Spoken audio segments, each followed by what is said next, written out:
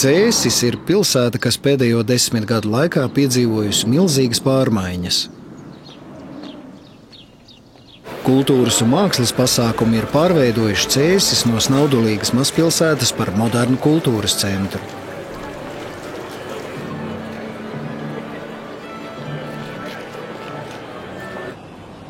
Līdzi laikam modernu rekonstrukciju piedzīvojusi arī vieta, ko izsenis pazīst ar nosaukumu Baltie vārti.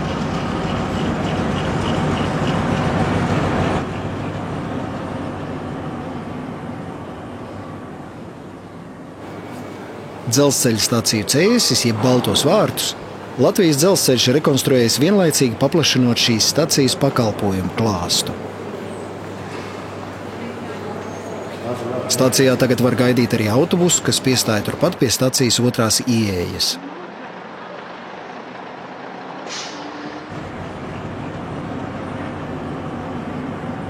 Zīmīgi, ka vienlaicīgi ar Baltajiem vārtiem atzimusi arī kādreiz degradētā teritorija otrpus dzelzceļam – Prutska muiža.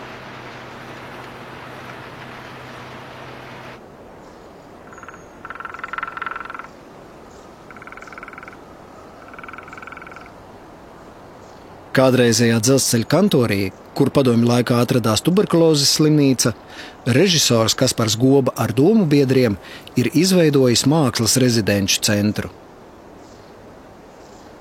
Jā, šī bija liela palāta, un savādāk man brālis, kurš ienāca, kas skatīties, kā mums klājās, kurš 20 gadus strādājis policijā, priekš viņš šī visa ēka ir vieta, kur viņš brauc kaut kādas savaldīt, kaut kādas tuberkulozes slimus zekus, kas te vienkārši vārīja visādi ziepes kāvās un tā tālāk. Nu, te bija griezti nogāzušies no mitruma un pārvilkt ir.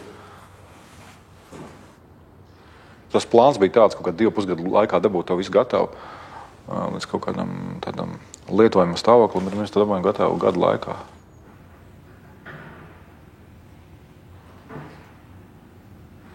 Diskusija vieta, kur tu varētu kino cilvēki, foto cilvēki, tur laikmatīgā māksla, sociālā zinātnes varētu nākt kopā.